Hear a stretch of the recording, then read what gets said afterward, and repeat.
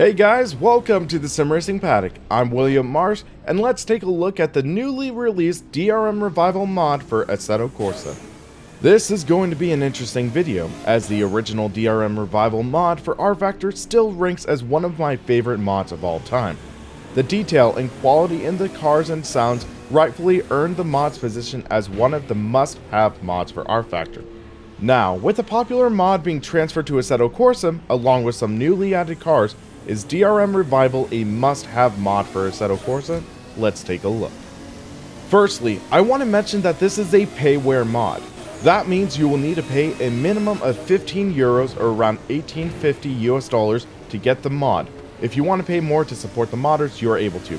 Also, if you're a Race Department Premium member, you can get the mod at a discounted rate. 10 cars are available with 17 configurations.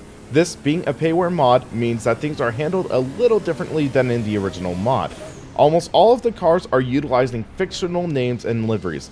The only car using its actual name is the Karma 308, which was a real-life car which used the Ferrari 308 as a base. For other cars, the DRM Revival team had to create names for it. For example, the Fords became Murads, the Porsches became Purianos, the Lancias became Lardos, BMW became RMT, and Toyota became Yamamoto. Note that there is now a skin pack available on Race Department that will feature the official liveries for the cars, so if you want the real life schemes, you can check the link in the description. Now, let's get talking to how the mod performs, and it's somewhat bittersweet for me. The mod checks all of the boxes for it being a decent mod, but the problem is the mod doesn't really go above and beyond in a way that a paid mod should. Each of the cars in the mod feature unique physics and they feel quite believable. There are a couple of major things I want to mention that have been improved in the Assetto Corsa version over the original rFactor. These cars now feature proper turbo modeling. The ISI Motor 2 engine, which powered the original rFactor, did not feature turbo modeling, so modders would have to cheat and add a simulated turbo into the engine curve. Assetto Corsa features realistic turbo modeling, which not only allows for a realistic turbo, but also adjusting boost pressure. Out of the box, almost all of the cars feature 90% boost. You can adjust the boost while driving, but be careful, as 100% boost will add a lot of wear and tear to the engine. Tire and brake heat are also added. You will likely need to run a lap or two in the car before it gets really comfortable.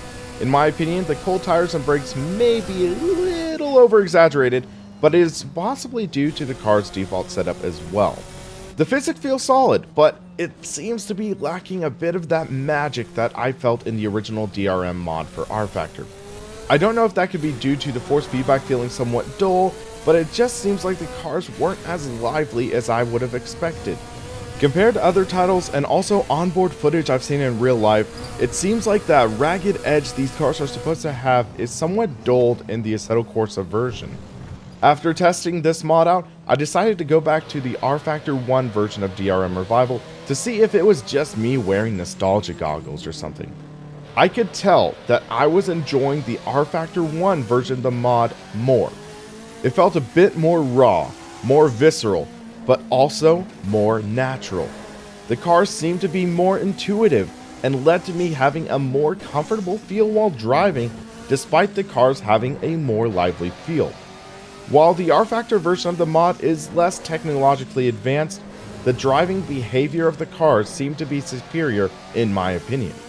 Now let's get to the sounds of the mod, and I unfortunately have to say that was the greatest disappointment of this mod. Sounds were mixed at best and borderline painful at worst. The Ford Capri Group 5 race car is one of my favorite sounding cars of all time, but in this mod, it sounded almost neutered in comparison. It's a common trend for all of the cars in this mod as well. The ones that were originally in rFactor had a raw sound to it that pumped you up, and now the cars almost sound clinical in comparison. My theory is that the sound engine in Assetto Corsa doesn't allow for the sound to sound as raw as the ISI motor engine, which powers titles such as Race Room Racing Experience and Automobilista, which are known for having good sounds. My least favorite sounding car in this mod has to be the not Celica though. For some reason, the sound in that car was almost painful. It did have some sort of artificially raw sound, but it almost sounded like two different cars' engine samples got mixed in and was mixed rather poorly. I decided to go back to the original rFactor and check the sounds for that car, and it was miles better in comparison. I'm hoping that this is just some sort of glitch in the sound for the Celica and it could be fixed. However, that issue aside, the sounds for this mod still leave me wanting much more.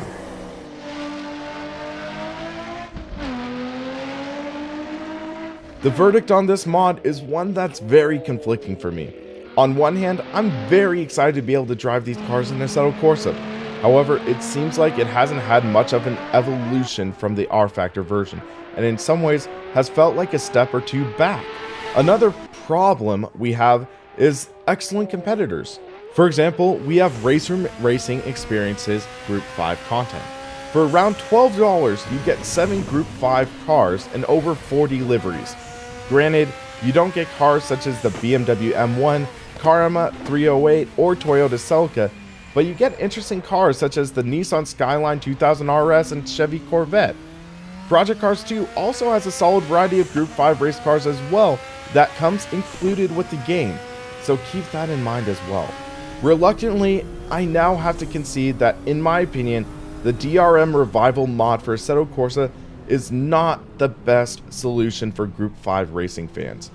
In the days of rFactor, Group 5 DRM racing was not a common discipline in sim racing, so DRM Revival brought a lot of awareness to these great race cars and quite literally brought a revival for racers enjoying these classic cars. Now, we do have a bit of choice available for what titles we want to drive these classic cars on, and that's a great thing. However, I think there are titles that provide a superior experience to the DRM Revival mod for Assetto Corsa. My personal favorite would be Race Rooms content, which provides some cars that are somewhat off the beaten track. Does that mean this mod is total garbage that deserves to be thrown in the trash? No way!